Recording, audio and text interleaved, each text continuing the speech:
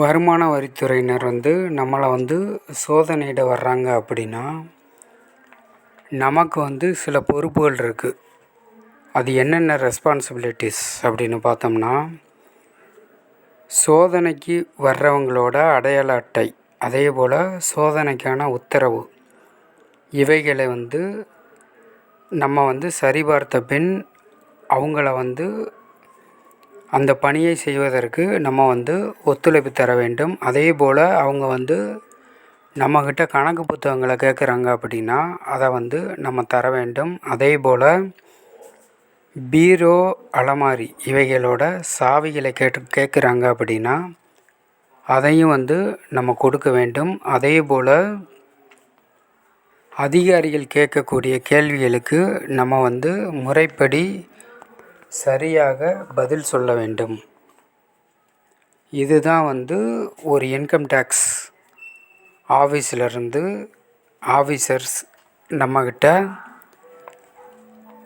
சோதனையிட வர்றாங்க அப்படின்னா நமக்கான ரெஸ்பான்சிபிலிட்டிஸ். அதேபோல் அவங்க சோதனை இடுறாங்க அப்படின்னா நமக்கு சில உரிமைகள் இருக்குது. அது என்னென்ன உரிமைகள் அப்படின்னு பார்த்தோம்னா, சோதனை உத்தரவு அது முறையாக உயர் அதிகாரிகளால் போடப்பட்டிருக்கா, அது அவங்களோட கையெழுத்து தானா, அதேபோல் சீலு அது அந்த சீல் முறையாக இருக்கிறதா அப்படின்னு நம்ம சரிபார்க்கலாம். அதேபோல் வந்திருக்கிறவங்கக்கிட்ட அடையாள அட்டையை கேட்டு சரிபார்க்கலாம். அதேபோல் பெண்களை பெண்கள் தான் சோதனை செய்ய வேண்டும் அப்படின்னு கேட்கக்கூடிய உரிமை நமக்கு இருக்குது. அதேபோல் அந்த பகுதியில் கௌரவமாக 2 சாட்சிகளை சோதனையின் போது உடன் இருக்க வைக்கக்கூடிய உரிமை நமக்கு இருக்குது. அதேபோல் பெண்கள் இருக்கக்கூடிய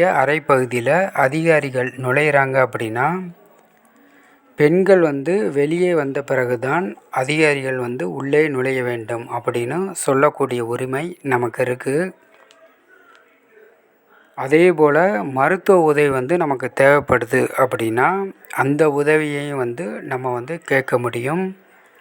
அதேபோல் ஸ்கூலுக்கு போகக்கூடிய பிள்ளைகளோட பைகளை அவங்க சோதனை பண்ணுறாங்க அப்படின்னா சோதனை பண்ணதுக்கப்புறம் அவங்க ஸ்கூலுக்கு போகணும் அப்படின்னு சொல்லக்கூடிய உரிமையும் நமக்கு இருக்குது. அதேபோல் சாப்பாட்டு நேரம் வந்தது அப்படின்னா நம்ம உணவு உண்ணக்கூடிய உரிமை நமக்கு உண்டு. அதேபோல் அந்த சொல்லப்படுற செய்திகள் சரியாக பதிவு செய்யப்பட்டிருக்கிறதா அப்படின்னு சரிபார்க்கக்கூடிய உரிமையும் நமக்கு உண்டு.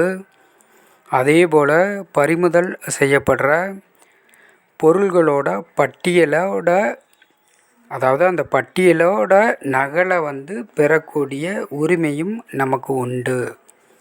அடுத்து பறிமுதல் செய்யப்பட்ட கணக்கு புத்தகங்களை அதிகாரிகளின் முன்னிலையில் பார்வையிட்டு அதோட நகல்கள் வேண்டும் அப்படின்னு கேட்கக்கூடிய உரிமையும் நமக்கு உண்டு.